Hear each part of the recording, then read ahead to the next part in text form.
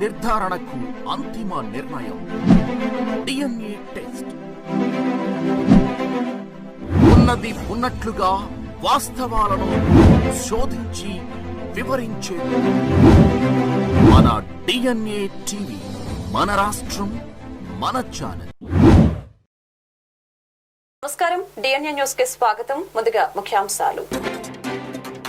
ఢిల్లీలోని తన అధికారిక నివాసంలో గృహ ప్రవేశం చేసిన ఏపీ ముఖ్యమంత్రి చంద్రబాబుకు దేశ రాజధానిలోని వన్ జన్పథ్ నివాసాన్ని కేటాయించిన వైనం. జనసేన పార్టీ 4వ విడత క్రియాశీలక సభ్యత్వ నమోదు కార్యక్రమంలో పాల్గొన్న మంత్రి నాదెండ్ల మనోహర్. మన నాయకుడు పవన్ కళ్యాణ్ నాయకత్వంలో పార్టీని బలోపేతం చేయాలని కార్యకర్తలకు సూచన.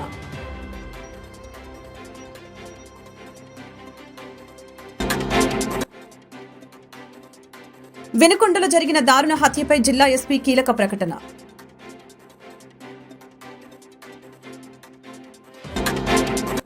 చంద్రబాబు ఢిల్లీలోని తన అధికారిక నివాసంలో గృహ ప్రవేశం చేశారు. ఏపీ సీఎం చంద్రబాబుకు దేశ రాజధానిలోని వన్ జన్పథ్ నివాసాన్ని కేటాయించారు. ఢిల్లీ పర్యటనకు వెళ్లిన చంద్రబాబు తన అధికారిక నివాసంలో పూజా కార్యక్రమాలు నిర్వహించారు. ఈ కార్యక్రమంలో కేంద్ర పౌర విమానయాన శాఖ మంత్రి కింజారపు రామ్మోహన్ నాయుడు, లోక్సభలో టీడీపీ పక్ష నాయకుడు లావు శ్రీకృష్ణదేవరాయలు, ఎంపీ కేశినేని చిన్ని శివనాథ్ తో సీఎంఓ అధికారులు కూడా పాల్గొన్నారు. ఏపీలో రెడ్ బుక్ రాజ్యాంగం అమలవుతుందని మాజీ ముఖ్యమంత్రి జగన్మోహన్ రెడ్డి ఆరోపించారు. ఎవరి స్థాయిలో వాళ్లు అమలు చేస్తున్నారని ఆగ్రహం వ్యక్తం చేశారు.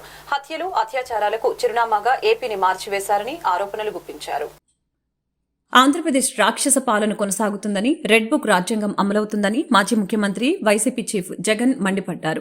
వినుకొండలో వైసీపీ కార్యకర్త రషీద్ హత్యపై జగన్ స్పందించారు. రషీద్ కుటుంబానికి సానుభూతి తెలిపారు. కొత్త ప్రభుత్వం అధికారం చేపట్టిన నెలన్నర రోజులు మాత్రమే అయిందని గుర్తు చేశారు. ఈలోపే రాష్ట్రాన్ని హత్యలు, అత్యాచారాలకు కేరాఫ్ అడ్రస్ గా మార్చేశారంటూ టీడీపీ సర్కార్పై తీవ్ర విమర్శలు చేశారు. రాష్ట్రంలో లా అండ్ ఆర్డర్ అన్నది ఎక్కడా కనిపించడం లేదని, ప్రజల ప్రాణాలకు రక్షణ కరువైందని జగన్ ఆవేదన వ్యక్తం చేశారు. వైసీపీని అనగదొక్కటమే లక్ష్యంగా ఈ దారుణాలకి పాల్పడుతున్నారని ఆరోపించారు. రాజకీయ కక్షతో దాడులకి తెగబడుతున్నారని జగన్ విమర్శించారు. వినుకొండలో బుధవారం రాత్రి జరిగిన హత్య రాజకీయ కక్ష సాధింపునికి పరాకాష్ట అని చెప్పారు. ఈ దారుణం ప్రభుత్వానికి సిగ్గుచేటని మండిపడ్డారు. ముఖ్యమంత్రితో సహా బాధ్యతతో వ్యవహరించవలసిన వ్యక్తులు రాజకీయ దురుద్దేశాలతో ఇలాంటి దారుణాలను ప్రోత్సహిస్తున్నారని జగన్ ఆరోపించారు. ఎవరి స్థాయిలో వాళ్లు రెడ్ బుక్ రాజ్యాంగాన్ని అమలు చేస్తూ పోలీసుతో సహా యంత్రాంగాలన్నింటినీ నిర్వీర్యం చేశారని అన్నారు. దీంతో నేరగాళ్లు, హంతకులు చెలరేగిపోతున్నారని విమర్శించారు. అధికారం శాశ్వతం కాదని, గుర్తెరిగి హింసాత్మక విధానాలు వీడాలని చంద్రబాబును జగన్ గట్టిగా హెచ్చరించారు. కొత్త ప్రభుత్వం ఏర్పాటైన తర్వాత జరిగిన హింసాత్మక ఘటనలపై కేంద్ర ప్రభుత్వ ఏజెన్సీలతో ప్రత్యేక విచారణ జరిపించాలని జగన్ డిమాండ్ చేశారు. ఏపీలో దిగజారిన శాంతి భద్రతల పరిస్థితులపై దృష్టి పెట్టాలని ప్రధాని మోదీ, హోంమంత్రి అమిత్ షాలకు విజ్ఞప్తి చేస్తున్నట్లు ట్వీట్లో పేర్కొన్నారు. బాధితులకు పార్టీ తరపున అండగా నిలబడతామని, అన్ని రకాలుగా ఆదుకుంటామని పార్టీ కార్యకర్తలకు జగన్ హామీ ఇచ్చారు. రాష్ట్రంలో ఏం జరిగినా ముందు టీడీపీ మీద తోసేయటమే అంటూ టీడీపీ మండిపడ్డది. వినుకొండ మర్డర్ పై టీడీపీ ఆగ్రహం వ్యక్తం చేసింది. హతుడు, హంతకుడు ఇద్దరు వైసీపీ కార్యకర్తలేనని ట్విట్టర్లో వివరణ ఇచ్చింది. వినుకొండ వైసీపీ నేత పిఎస్ ఖాన్ కు ప్రధాన అనుచరులేనని వెల్లడించింది. ఆంధ్రప్రదేశ్లో ఏం జరిగినా ముందు టీడీపీ మీద తోసేయటమే పనిగా పెట్టుకుందని వైసీపీ పార్టీపై అధికార పార్టీ మండిపడింది.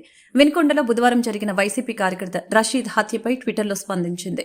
పొద్దున్నే 3 గంటలకు ఫోన్ చేసి బాబాయిని లేపించి చంద్రబాబు చంపాడని పేపర్లో వేసిన నీచ చరిత్ర వీళ్లది.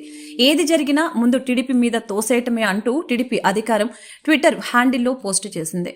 బుధవారం జరిగిన దారుణ హత్యలో చనిపోయిన రషీద్, చంపిన షేక్ జిలానీ ఇద్దరు వైసీపీ కార్యకర్తలేనని ట్విట్టర్లో పేర్కొంది. ఇద్దరు వైసీపీ నేత, స్థానిక రౌడీగా పేరొందిన పిఎస్ ఖాన్ కు ప్రధాన అనుచరులేనని వెల్లడించింది. సదరు PS Khan YCP chief Jagan కు ప్రధాన అనుచరుడని వివరించింది. అయితే తప్పు ఎవరు చేసినా తప్పేనని, తప్పు చేసిన వ్యక్తిని కఠినంగా శిక్షించాల్సిందేనని స్పష్టం చేసింది. గడిచిన 5 ఏళ్లలో విచ్చలవిడిగా ప్రవర్తిస్తూ రెచ్చిపోయిన వైసీపీ సైకోలకు పట్టిన మదం దించి వారు చేసే దారుణాలను ఆపటమే తమ ప్రభుత్వ లక్ష్యమని స్పష్టం చేసింది.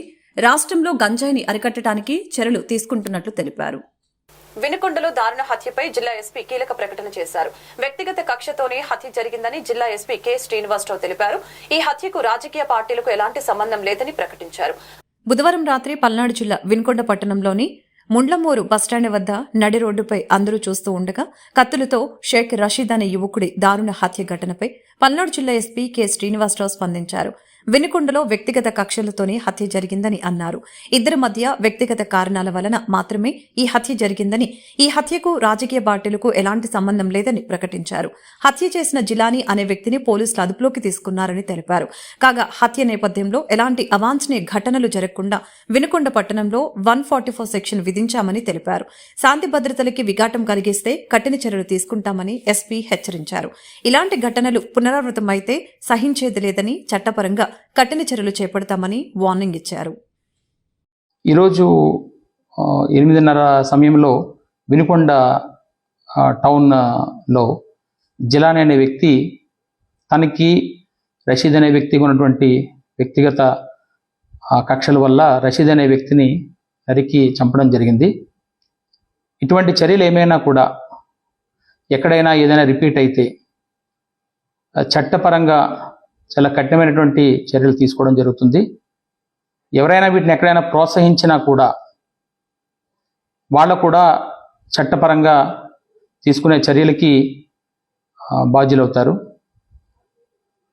రేపు పట్టణంలో కూడా ప్రజలందరికీ కూడా ఈ విషయాన్ని తెలియజేస్తున్నాము. అందరూ సంయమనం పాటించాలి. ఎటువంటి నేర చరిత్ర ఇకపై కనబడినా కూడా అది ఉపేక్షించడం జరగదు. దీన్ని గమనించమని పోలీస్ నుంచి ఒక హెచ్చరిక అయితే ఖచ్చితంగా చేస్తున్నాము. దీన్ని ఖచ్చితంగా గమనించాల్సిన అవసరం కూడా అందరికీ ఉందని కూడా తెలియజేస్తున్నాం. 144 సెక్షన్ కూడా అది అమల్లోకి తీసుకుంటున్నాం. అక్కడ ఎవరు ఎటువంటి శాంతి భద్రతల విఘాతం కలిగించినా కూడా కఠినమైనటువంటి చర్యలు తీసుకుంటాం. 5 సంవత్సరాల వైసీపీ మూర్ఖపు పాలనలో జనసేన కార్యకర్తల్ని అనేక రకాలుగా హింసలకి గురి చేశారని, అయినా పార్టీ కోసం కార్యకర్తలు కష్టపడి నిలబడ్డారని పౌర సరఫరాల శాఖ మంత్రి నాదెండ్ల మనోహర్ స్పష్టం చేశారు.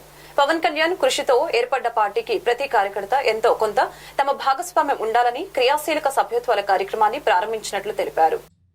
జనసేన పార్టీ 4వ విడత క్రియాశీలక సభ్యత్వ నమోదు కార్యక్రమం పశ్చిమ నియోజకవర్గంలోని భవానీపురం ఎస్ కన్వెన్షన్ నందు ప్రారంభించారు. ఈ కార్యక్రమానికి పౌర సరఫరాల శాఖ మంత్రి నాదెండ్ల మనోహర్ హాజరై ప్రథమ క్రియాశీలక సభ్యత్వాన్ని అందజేశారు. ఈ సందర్భంగా ఆయన మాట్లాడారు. మన నాయకుడు పవన్ కళ్యాణ్ నాయకత్వంలో పార్టీని బలోపేతం చేయాలని కార్యకర్తలకు సూచించారు. 500 రూపాయలతో సభ్యులైన ప్రతి క్రియాశీలక సభ్యునికి 5 లక్షల బీమా అందిస్తున్నట్లు తెలిపారు. ఇప్పటివరకు 3 కోట్లకు పైన ఆర్థిక సహాయాన్ని కార్యకర్తలకు అందించినట్లు తెలిపారు. ఈ సందర్భంగా చనిపోయిన 3 కార్యకర్తల కుటుంబాలకు 5 లక్షల చెక్కుల్ని అందజేశారు. కేవలం 5 లక్షల చెక్కులు ఇవ్వటమే కాదు, పార్టీ నుంచి వారి కుటుంబాలకు అండగా ఉంటామని భరోసా ఇచ్చారు. సామాన్యులు ఎదుర్కొనే సమస్యలపై జన సైనికులు దృష్టి పెట్టాలని, వాటి పరిష్కారం దిశగా పార్టీ అడుగులు వేస్తుందని, ప్రజాసేవ సమస్యలపై యుద్ధం చేయటమే జనసేన లక్ష్యమని ఆయన స్పష్టం చేశారు.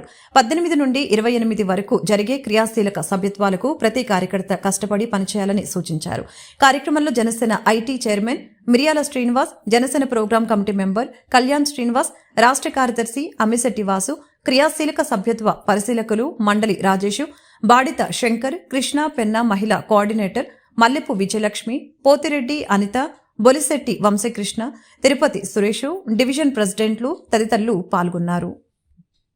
ఆన్వాయితీగా క్రియాశీలక సభ్యత్వం మనం విజయవాడ నగరంలోనే ప్రారంభించుకుంటున్నాం. ఎన్నికలప్పుడు కొన్ని ఇబ్బందులు వచ్చినప్పుడు చాలామంది నియోజకవర్గం నుంచి తెనాలి వరకు పాపం ప్రయాణం చేసి మన జన సైనికులు, వీర మహిళలు, మన నాయకులు ఎంతో ఆవేదనతోటి, ఆందోళనతోటి నమ్ముకున్న వ్యక్తి పార్టీని వదిలి వెళ్ళిపోయారు, మరి మా పరిస్థితి ఏంటి అని పాపం వాళ్ళు బాధపడ్డారు. దానికి సమాధానం ఈరోజు ఈ సభ.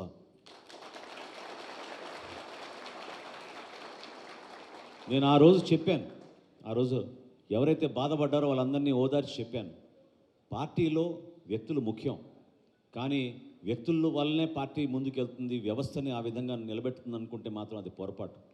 మనం ఎంత గౌరవంగా ఉండి ఎంత కష్టపడి నిజాయితీగా నిలబడతామో ఆ వ్యవస్థే మనకి ఆ అండేస్తుంది, ఆ నీడేస్తుంది. అంతేగాని వ్యక్తిగత స్వార్థాల కోసమో కారణాల కోసమో కేవలం దూషించే ఒక ప్రణాళిక సిద్ధం చేసుకుని ముందుకెళ్తే నష్టం జరిగేది చివరికి అంతిమంగా వాళ్ళకే. ఎందుకంటే నిజాయితీగా ఎంతమంది పార్టీ కోసం కష్టపడి నిలబడ్డారో మీరు చూశారు. ఈరోజు ఇక్కడ ఉన్న ప్రతి ఒక్కరు నాయకులు నాకు తెలుసు, ప్రతి ఒక్కరు నాయకులు నేను 3 సంవత్సరాల నుంచి చూస్తున్నాను. ఏ విధంగా పార్టీ కార్యక్రమం అంటే వాళ్ళు సొంత నిధులు ఖర్చు పెట్టి పార్టీ కోసం కృషి చేసిన వ్యక్తులు ఎంతమంది నిలబడ్డారో మీ అందరికీ తెలుసు. ధైర్యంగా నిలబడ్డారు. వాస్తవంగా 5 సంవత్సరాలు మనం మూర్ఖమైన ప్రభుత్వం పైన మనం పోరాటం చేయగలిగామంటే జనసేన పార్టీ వల్లనే, జనసేన పార్టీ క్రియాశీలక సభ్యుల వల్లనే, మన జన సైనికులు వీర మహిళల వల్లనే. ఎలా మర్చిపోతారు ఆ రోజు మనం చేసిన పోరాటాలు? ఎన్ని కేసులు పెట్టారు, ఎన్నిసార్లు హౌస్ అరెస్టులు చేశారు. మన పార్టీ అధ్యక్షులు కూడా చివరికి జనవాణి కార్యక్రమానికి హాజరవుతా ఉంటే దాన్ని కూడా అడ్డుపడే పరిస్థితి తీసుకొచ్చిన రోజులు మీరు ఎట్లా మర్చిపోగలుగుతారు? కాబట్టి మన పార్టీలో మనకున్నది గొప్ప విషయం ఏంటంటే మనం ఎవరికి అన్యాయం చేయం, నిజాయితీగా నిలబడతాం, కష్టపడి పోరాడతాం. మనం అంతిమంగా మన నాయకుడి ఆశయ సాధన కోసం ప్రజల్లోకి వెళ్ళే మనస్తత్వంతో మనం నిలబడతాం తప్ప వ్యక్తిగత కారణాల కోసమో స్వార్థాల కోసం కాదు. అందులో భాగంగా నేను మీకు ఇది చెప్తున్నాను. చిన్న చిన్న సందర్భాల్లో మనం ఒక్కోసారి ఎందుకు ఇట్లా మాట్లాడారు, ఎందుకు మనం ఇట్లా గాయపరిచారని మనం అనుకోవచ్చు. కానీ దానివల్ల కూడా మేలు జరుగుతుంది. ఎవరైతే మన గురించి అట్లా మాట్లాడారో దాన్ని ఒక ఛాలెంజ్గా తీసుకుని మనం కష్టపడి మన పార్టీకి అంకిత భావంతో పనిచేద్దాం మనం. ఎందుకంటే ఇప్పుడే మీకు రాజేష్ చెప్పాడు, గతంలో జరిగిన సభ్యత్వం కన్నా ఎక్కువ చేయాలి మనం. 10,000 సాధించాలి మనం ఈ నియోజకవర్గంలో సభ్యత్వం. దానికోసం మీరందరూ కూడా అంకిత భావంతో నిలబడండి. ఎందుకంటే జనసేన పార్టీకి ఈరోజు ప్రజల్లో ఉన్న విలువ దేనికోసం ఎక్కువగా ఉందంటే పవన్ కళ్యాణ్ గారి వ్యక్తిత్వం. ఆయన కష్టపడి చేసిన ఈ ప్రస్థానం, ఏ విధంగా పార్టీ బలోపేతం కోసం ఆయన నిలబడి ఆయన సొంత నిధులతోటి పార్టీని కూడా నడిపించుకుంటూ ముందు తీసుకొచ్చారు మీ అందరికీ తెలుసు. ఈ 6-7 సంవత్సరాల నుంచి మనం చేసిన పోరాటాలు అనేక సందర్భాల్లో ప్రజల్ని కదిలించినాయి. చాలామంది వాళ్ళ అభిప్రాయాన్ని కూడా బయట చెప్పుకోలేని పరిస్థితి. కానీ ఎంతమంది నష్టపోయారో మీకు తెలుసు. విజయవాడలో మన బెంచ్ సర్కిల్లో భవన నిర్మాణ కార్మికులు ఏ విధంగా 5 రోజులు మన డొక్కా సీతమ్మ గారి స్ఫూర్తితోటి ఆ రోజు మనం ఆహార శిబిరాలు ఏర్పాటు చేస్తే నియోజకవర్గాల వారిగా ఎంతమంది వచ్చి మనందరినీ కూడా కలిసి ఆశీర్వదించారో మీకు తెలుసు. అదే రోజున భవన నిర్మాణ కార్మికులు మాకు ఆరోగ్య సమస్యలు ఉన్నాయంటే ఆ రోజున కూడా మనం నిర్ణయం తీసుకుని శని ఆదివారాల్లో గుంటూరు లార్డ్స్ సెంటర్లోని పోతులూరి వీరబ్రహ్మం గారి ఆలయ చైర్మన్ పారిశ్రామికవేత్త ఉమ్మడోజు నాగేశ్వరాచారి జన్మదిన వేడుకలు బ్రాడీపేటలోని నిర్మల్ హృదయనందు ఘనంగా నిర్వహించారు. ఈ సందర్భంగా నాగేశ్వరాచారి మాట్లాడుతూ మానవ సేవే మాధవ సేవ అని భావించి ఉన్నంతలో తోటివారికి సేవ చేయాలనే ఉద్దేశంతో నిర్మల్ హృదయలో ఉండేవారి మధ్యలో జన్మదిన వేడుకలు జరుపుకోవటం ఆనందంగా ఉందని తెలిపారు. అందరి పట్ల ఆదరణ, నిస్వార్థ ప్రేమ, తన కన్నా చిన్నవారిని ప్రేమతో చూడటం, పెద్దవారి పట్ల మర్యాదగా నడుచుకోవటం మొదలైన అలవాట్లు సేవాభావానికి దారితీస్తాయని చెప్పారు. జన్మదినం సందర్భంగా నిర్మల్ హృదయనందు వృద్ధులకు, వికలాంగులకు, చిన్నారులకు అన్నదాన కార్యక్రమం నిర్వహించారు. తన జన్మదినం సందర్భంగా వేడుకలకి హాజరైన ప్రతి ఒక్కరికి నాగేశ్వరాచారి కృతజ్ఞతలు తెలిపారు.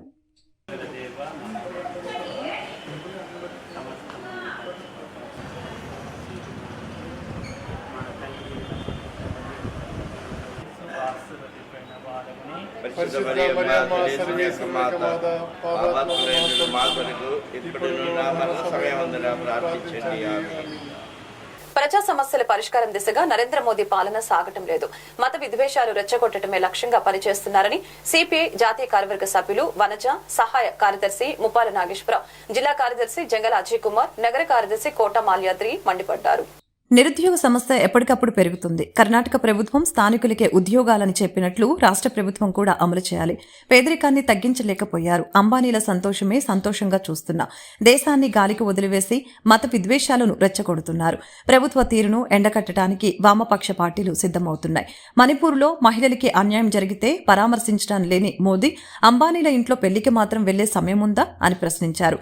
ఎన్డీఏ ప్రభుత్వం రాష్ట్రానికి మేలు చేస్తోంది. చంద్రబాబుకి ఢిల్లీలో దిక్కులేని పరిస్థితి ఉంది. కేంద్రం నుంచి సాధించకుండా రాష్ట్రంలో ఏం చేస్తావు చంద్రబాబు అని ప్రశ్నించారు. రాష్ట్ర ప్రజలను దృష్టిలో పెట్టుకుని కేంద్రంతో చంద్రబాబు క్లియర్ కట్ గా మాట్లాడాలి. పథకాలు, జీతాలు ఇవ్వటానికి అప్పులు తెస్తున్నారు. ఇలా కాకుండా మోడీపై ఒత్తిడి తీసుకుని రావాలి. గత 10 ఏళ్లుగా కేంద్ర ప్రభుత్వం రాష్ట్రానికి పూర్తిగా అన్యాయం చేస్తుంది. ప్రత్యేక హోదా ఇవ్వలేదని తెలిపారు. రామాయపట్నంలో పోర్టు ఎందుకు నిర్మించలేదు అని అన్నారు. ఈ కార్యక్రమంలో సిపిఐ జాతీయ కార్యవర్గ సభ్యులు వనజ, సహాయ కార్యదర్శి ముప్పాల నాగేశ్వరరావు, జిల్లా కార్యదర్శి జంగల అజయ్ కుమార్, నగర కార్యదర్శి కోట మాల్యాద్రి తదితరులు పాల్గొన్నారు.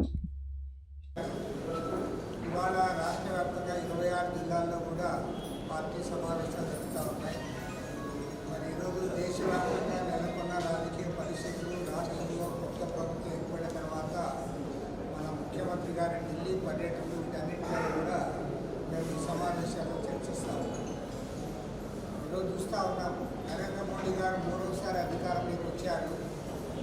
రెండోసారి అధికారంలోకి వచ్చిన తర్వాత కూడా ఆయన ఏమీ చేయలేకపోతా ఉన్నాడు. ఏమీ చేయలేక ప్రజలు విద్వేష రాజకీయాలు రెచ్చగొట్టే పద్ధతిలో ముందుకు సాగుతూ ఉన్నారు తప్ప ప్రజలను ఐక్యం చేసే పద్ధతుల్లో ప్రజా సమస్యలు పరిష్కారం చేసే దిశగా నరేంద్ర మోడీ పరిపాలన సాగడం లేదు.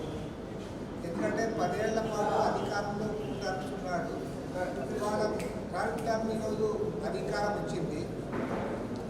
మనం చూస్తూ ఉన్నాం, బాంబేలో ఎయిర్పోర్ట్లో లోడింగ్ వర్కర్స్కి ఇంటర్వ్యూస్ చేస్తే వేల మంది వస్తే వాటిని అదుపు చేయడం అనేది పోలీసులు కూడా సాధ్యం కాని పరిస్థితి.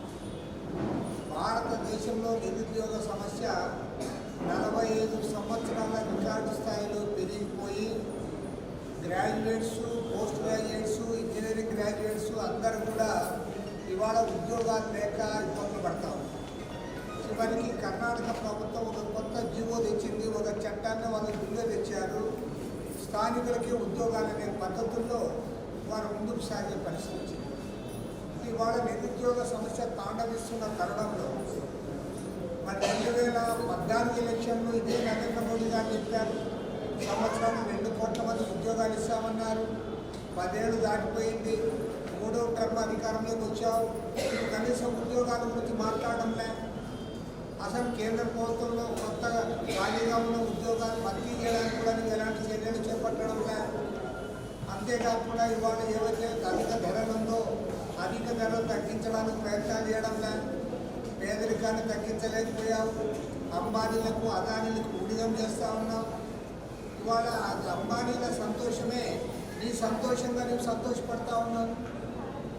మణిపూర్లో మహిళలను అత్యాచారం చేసి విచక్షణారహితంగా గిరిజనులను అక్కడ చంపితే నువ్వు మణిపూర్ పోవు కానీ ముంబై పోయి అంబానీ ఇంట్లో మాత్రం బాగా వేడుకలో పాల్గొంటావు. కాబట్టి మళ్ళీ నీకు ఇవాళ ఈ దేశాన్ని గాలి వదిలేసినావు. సమస్యలేవి పరిష్కారం చేయలేకపోతా ఉన్నావు. సమస్యలు పరిష్కారం చేయలేకపోగా ప్రజల్లో వస్తున్న అసంతృప్తిని కొత్తదారి పట్టించడానికి మత విద్వేషాలను ప్రజల్లో ఒకరి పట్ల ఒకరికి అనుమానాలు రేకెత్తించే పద్ధతుల్లో ఇవాళ పరిపాలన చేస్తూ ఉన్నాం. కాబట్టి ప్రభుత్వాన్ని ఎండగట్టడానికి దేశవ్యాప్తంగా వామపక్ష పార్టీలు, సెక్యులర్ పార్టీలు అన్నీ కూడా పోరాటానికి సమాయత్తమవుతూ ఉన్నాయి. అందులో భాగంగా మన రాష్ట్రంలో 26 జిల్లాల్లో కూడా పార్టీని సమాయత్తం చేస్తాం. అదేవిధంగా రెండు ముఖ్యమైన అంశము, మన ముఖ్యమంత్రి చంద్రబాబు నాయుడు గారు ఢిల్లీకి పోయారు. ఓకే, ఆయనకి పోవాల్సిందే ముఖ్యమంత్రి గారు. మరి వాళ్ళ అఫీషియల్గానే చెప్పారు, ప్రధానమంత్రిని కలుస్తాడు, ఆర్థిక మంత్రి నిర్మలా సీతారామన్ కలుస్తారు, రేపు బడ్జెట్ ప్రవేశపెడతా ఉన్నారు. కాబట్టి మన రాష్ట్రానికి నిధులు సాధించడానికే ముఖ్యమంత్రి గారు ఢిల్లీ పర్యటన పెట్టుకున్నారన్నారు. మరి పోయారు, అమిత్ షా గారిని కలిశారు. 24 గంటలు పూర్తి కాకుండానే ఆయన తిరిగి వచ్చాడు. మరి ఏం అడిగారు, ఏం సాధించాడో ముఖ్యమంత్రి గారు చెప్పలేకపోతా ఉన్నారు. చాలా బాధాకరమైన అంశం ఏమంటే గత 10 ఏళ్ల కాలంలో ఎప్పుడు నరేంద్ర మోడీ, అమిత్ షా వాళ్ళిద్దరినీ చూపేవాళ్ళు. ఇప్పుడేమంటే మొన్న ఎన్నికలైన తర్వాత ఇది బీజేపీ గవర్నమెంట్ కాదు, ఇది పక్కా ఎన్డీఏ గవర్నమెంటు అని నరేంద్ర మోడీ పక్కన చంద్రబాబు నాయుడు గారు, ఆయన పక్కన గుంటూరు జిల్లా స్థాయి సమావేశాలు ఈ నెల 17, 18 తేదీల్లో అంటే నిన్న ఈరోజు జరుగుతూ ఉన్నాయి. దాంట్లో నిన్న మా కార్యవర్గ సమావేశం జరిగింది, అనేక నిర్ణయాలు తీసుకున్నాం. అలాగే ఈరోజు ఆ నిర్ణయాల్ని జనరల్ బాడీలో చెప్పి దాన్ని ఇంప్లిమెంటేషన్ చేసి అప్ టు 3 months ప్రోగ్రామ్ని జయప్రదం చేయడం కోసం కోరుకుంటా ఉన్నాం. ఇవాళ భారతదేశంలో కమ్యూనిస్టుల అవసరం ఇవాళ అనివార్యంగా ఏర్పడింది.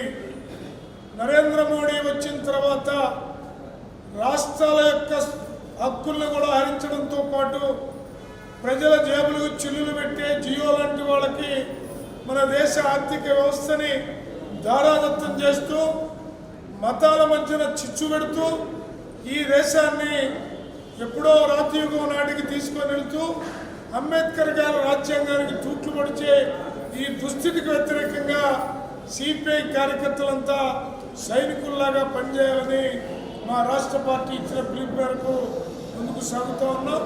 ఇప్పుడు మా యొక్క ఈ సమావేశాల ముఖ్య ఉద్దేశాన్ని నగరాన్ని కాలుష్య రహిత నగరంగా తీర్చిదిద్దేలా రానున్న రోజుల్లో పనిచేస్తామని ఎమ్మెల్యే నజీర్ అహ్మద్ తెలిపారు. మున్సిపల్ కార్పొరేషన్ పరిధిలో చేపట్టవలసిన కార్యక్రమాలపై ఎమ్మెల్యే నజీర్ అహ్మద్ అధికారులతో సమీక్ష సమావేశం నిర్వహించారు. డ్రైనేజీ, రోడ్లు, శానిటేషన్ పనుల్ని సమర్థవంతంగా నిర్వహించేలా చర్యలు తీసుకుంటున్నామని తెలిపారు. ప్రతిరోజు చెత్తను తొలగించే విధంగా ప్రణాళికల్ని సిద్దం చేస్తున్నట్లు చెప్పారు. చెట్లను తొలగించడంతో పాటు శ్మశాన వాటికల అభివృద్దిపై అధికారులతో చర్చించినట్లు చెప్పారు. ప్రజా సమస్యల పరిష్కారమే లక్ష్యంగా పనిచేస్తామని అన్నారు.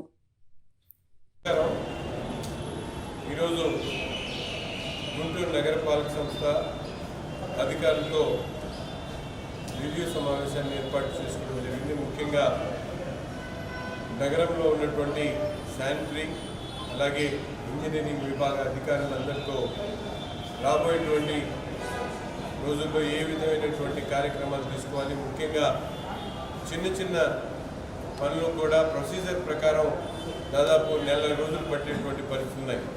చిన్న రోడ్ ప్యాచెస్ కానీ లేకపోతే డ్రైన్స్ కానీ ఒక ఫుడ్ ఏదైనా స్పీడ్ బ్రేకర్ వేయాలన్నా కూడా ఇంజనీరింగ్ అధికారులు ప్రాసెస్ ప్రకారం చేయాలంటే పెట్టేటువంటి పరిస్థితులు ఉన్నాయి. కాబట్టి వాటినన్నిటి కూడా త్వరతగినది ఏ విధంగా చేయాలనే దాని మీద ఈరోజు అధికారులతో మాట్లాడి నగరంలో ప్రతి వారం కూడా పర్యటించే దాంట్లో అధికారులు సహకరించాలని, ప్రజా సమస్యల మీద నిరంతరం ఎప్పటికప్పుడు వాటిని పరిష్కరించేటువంటి దిశగా అధికారులను కూడా అప్రమత్తం చేయడం, దానికి కావాల్సినటువంటి కమిషనర్ గారి నుంచి పర్మిషన్స్ కానీ ఇవన్నీ తీసుకోవడం, అలాగే ముఖ్యంగా శానిటేషన్ గతంలో మనందరం కూడా చూసాం. ఈరోజు కొత్తగా డబ్బాలు ప్రతిరోజు ఇంట్లో నుంచి చెత్తను తీసుకుని వచ్చి ట్రాక్టర్లోనూ ఈ ఆటోస్లోనూ తీసుకెళ్ళడం జరుగుతూ ఉంది. కానీ ఈవినింగ్ తర్వాత ఉదయం 2వ రోజు ఉదయం కల్లా వచ్చేటువంటి చెత్త ప్రతి వీధిలో కూడా చివరిలో కుప్పలుగా పోసేటువంటి పరిస్థితి ఉన్నాయి. రాత్రిపూట కుక్కలు అవన్నీ కూడా రోడ్ అంతా గలీజ్ చేసి ప్రజలకు ఇబ్బంది కలిగేటువంటి పరిస్థితి ఉన్నాయి. కాబట్టి వాటి మీద ఒక యాక్షన్ ప్లాన్ని, అలాగే వాటర్ కన్జంప్షన్ అంటే ఈరోజు ఎంత వాటర్ మనం గుంటూరు సిటీకి వస్తూ ఉన్నాయి, ఎన్ని కనెక్షన్స్ ఉన్నాయి, ఏ ఏరియాస్కి వాటర్ తక్కువ వెళ్తూ ఉంది, వాటర్ ఎందుకు తక్కువ అవసరమైన చోటకి వాటర్ని ఇంకా పంపించేటువంటి క్రమంలో ఏ విధమైనటువంటి ప్రణాళికలు తీసుకోవాలి. అలాగే శానిటేషన్ సంబంధించి మ్యాన్ పవర్ ఎక్కడైనా తగ్గిన వాటిని పెంచుకునేటువంటి క్రమంలో, అలాగే కొన్ని హార్టికల్చర్ వాళ్ళు చెట్లు పెరిగిపోయి ఇబ్బందులు పడుతున్నటువంటి కొన్ని ఏరియాస్ ఉన్నాయి. వాటినన్నింటిలో కూడా పరిశీలించి ఆ హార్టికల్చర్ అధికారులను కూడా అప్రమత్తం చేసి వాటిని తొలగించేటువంటి కార్యక్రమం, అలాగే శ్మశాన వాటికల్ని ఏ విధంగా అభివృద్ధి చేయగలుగుతాం, ఇవన్నీ కూడా చర్చకు వచ్చినాయి. వీటినన్నింటినీ కూడా కార్యరూపం దాల్చడానికి అధికారులను అప్రమత్తం చేస్తూ ఒక యాక్షన్ ప్లాన్ని తయారు చేసుకోవడం జరుగుతూ ఉంది. తప్పకుండా ప్రజలకు వచ్చినటువంటి ప్రతి ఒక్క విజ్ఞప్తి కూడా, ప్రజల నుంచి వచ్చినటువంటి ప్రతి ఒక్క విజ్ఞప్తి కూడా స్వీకరించి వాటిని పరిష్కరించడానికి అధికారులు మేము కూడా ప్రజలతో మమేకమై ప్రతిరోజు కూడా సంబంధించినటువంటి అంశాల మీద అధికారులు అప్రమత్తం చేస్తూ ముందుకు సాగుతాం. రాజంపేట ఎంపీ మిథున్ పర్యటన సందర్భంగా పొంగునూరులో ఘర్షణ చోటు చేసుకుంది. మాజీ ఎంపీ రెడ్డప్ప ఇంటిని టీడీపీ శ్రేణులు చుట్టుముట్టడంతో ఇరు వర్గాల మధ్య రాళ్ల దాడి చోటు చేసుకుంది. దాదాపు 10 వాహనాలు ధ్వంసమయ్యాయి. ఇందులో ఎంపీ మిథున్ రెడ్డి కారు కూడా ఉంది.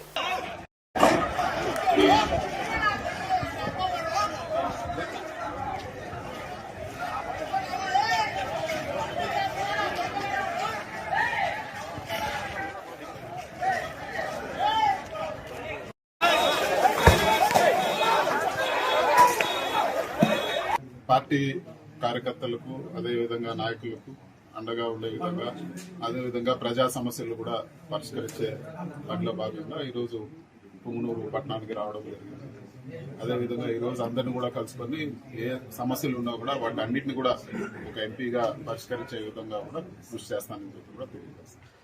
రాష్ట్రంలో మనం వినుకొండలో చూసాము, ఇది వరకు కూడా చూసాము. వినుకొండలో పట్టపగులే 2 చేతులు నరికేసి, మెడ నరికేసి ఒక వైఎస్ఆర్సీపీ నాయకుడిని ఏ విధంగా చంపారో ఈరోజు అందరూ కూడా చూసాను. చాలా దారుణమైన విషయం. అదేవిధంగా ఈరోజు ప్రతి నియోజకవర్గంలో కూడా ఈరోజు ఇల్లులు కొట్టేయడము, కార్యకర్తలపైన దాడులు చేయడము, వాళ్ళు కేసులు పెట్టాలని పోతే మరీ తిరిగి వాళ్ళపైన కేసులు పెట్టించడము, ప్రభుత్వ ఆస్తులన్నీ ధ్వంసం చేయడము, ఇవన్నీ కూడా ఒక చెడ్డ ఒరవడిగా ఈరోజు తీసుకురావడం జరిగింది తెలుగుదేశం పార్టీ. ఇది సరైన పద్ధతి కాదు. ఎప్పుడు కూడా ఎవరు కూడా శాశ్వతంగా అధికారంలో ఉండే పరిస్థితి ఉండదు. కానీ ఇలాంటి వాటికి బీజం వేస్తే రేపు పరిస్థితులు దారుణంగా మళ్ళీ ఈ ఫ్యాక్షన్ గొడవలు, మళ్ళీ ఒకప్పుడు ఆంధ్రప్రదేశ్ లో ఎంత ఘోరంగా ఉండిందో ఫ్యాక్షన్ గొడవలు, ఇవన్నీ కూడా ఆ విధంగా దారితీసే పరిస్థితులు ఉన్నాయి. ఇలాంటివన్నీ లేకుండా కూడా శాంతియుతంగా ఈ రోజు పరిపాలన జరపాలని చెప్పి కూడా నేను తెలుగుదేశం పార్టీని నేను కోరుతా ఉన్నాను. ఎందుకంటే ఈ విధంగా చేస్తే ఎప్పుడు కూడా కాలం ఒకే విధంగా ఉండదు. ఖచ్చితంగా మార్పులు ఉంటాయి. ఆ రోజు మళ్ళీ అందరూ కూడా మీ పార్టీ వాళ్ళు కూడా ఇవన్నీ కూడా చవి చూడాల్సి వస్తుంది. ఇవన్నీ కూడా ఒక మంచి సంస్కృతి కాదని చెప్పి కూడా నేను తెలియజేస్తాను. పతాక స్థాయికి చేరిన టీడీపీ దాడులు. పల్నాడు జిల్లా వినుకొండలో దారుణం. వినుకొండ వైఎస్ఆర్ కాంగ్రెస్ పార్టీ యువజన విభాగ నాయకుడు రషీద్ పై కత్తితో దాడి. రషీద్ 2 చేతులు నరికి మెడపై కత్తితో దాడి చేసిన తెలుగుదేశం నాయకుడు. రషీద్ పరిస్థితి విషమం, హాస్పిటల్ కి తరలింపు. ఒడిశాలోని పూరి జగన్నాథ్ ఆలయంలో ఉన్న రత్న బండార్లోని లోపలి గదిని ఇవాళ తెరిపించారు. ఆ గదిలో ఉన్న విలువైన వస్తువుల్ని తాత్కాలిక స్ట్రాంగ్ రూమ్ కు తరలిస్తున్నారు. జగన్నాథుడికి పూజలు చేసిన తర్వాత ఒడిశా సర్కార్ నిర్మించిన సూపర్వైజరీ కమిటీ రత్న భండార్లోకి అడుగుపెట్టింది. జులై 14వ తేదీన బయట గదిలో ఉన్న అమూల్యమైన ఆభరణాలు, ఇతర వస్తువుల్ని స్ట్రాంగ్ రూమ్ కి తరలించిన విషయం తెలుసు. ఇవాళ సాయంత్రం వరకు లోపలి గదిలోనే ట్రెజరీ పెట్టెలను తరలిస్తున్నట్లు committee chairman justice Vishwanth Radh తెలిపారు.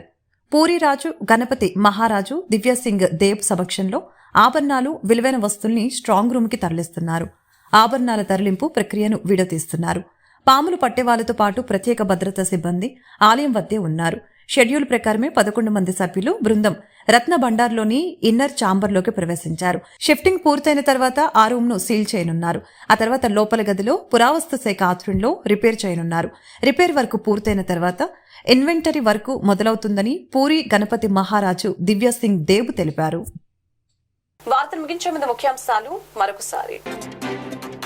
ఢిల్లీలోని తన అధికారిక నివాసంలో గృహప్రవేశం చేసిన ఏపీ ముఖ్యమంత్రి చంద్రబాబుకు దేశ రాజధానిలోని వన్ జన్పద్ నివాసాన్ని కేటాయించిన వైనం. జనసేన పార్టీ 4వ విడత క్రియాశీలక సభ్యత్వ నమోదు కార్యక్రమంలో పాల్గొన్న మంత్రి నాదెండ్ల మనోహర్. మన నాయకుడు పవన్ కళ్యాణ్ నాయకత్వంలో పార్టీని బలోపేతం చేయాలని కార్యకర్తలకు సూచన.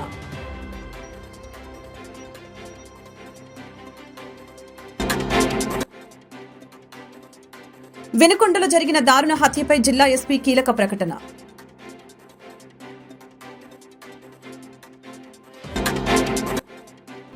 ఈ వార్తలు ఇంతటితో సమాప్తం. మరొక బులెటిన్లో మళ్ళీ కలుద్దాం.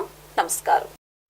నిజ నిర్ధారణకు అంతిమ నిర్ణయం DNA టెస్ట్. ఉన్నది ఉన్నట్లుగా వాస్తవాలను శోధించి వివరించే మన DNA టీవీ, మన రాష్ట్రం, మన ఛానల్.